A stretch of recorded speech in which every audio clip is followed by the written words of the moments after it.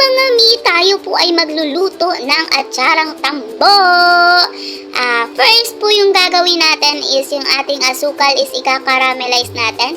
Then yung ating bamboo shoots, bamboo shoots, ganon, is papakuluan natin hanggang sa ito ay lumambot.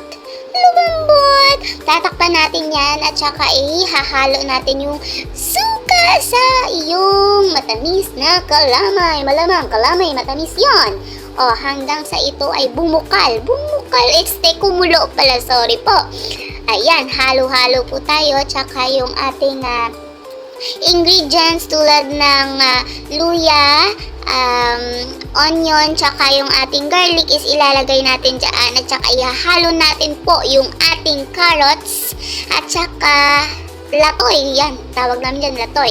At hindi natin makakalimutan yung ating sili, maanghang na sili, charis lang, hindi masyadong maanghang yan.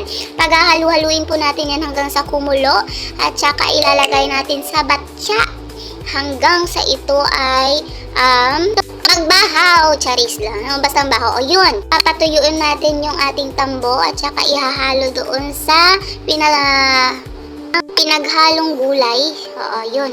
Saka pinaghalong ingredients, inihahalo-halo natin yan, may mekos-mekos ni Insan. At saka eto na po yung ating atsarang tambo!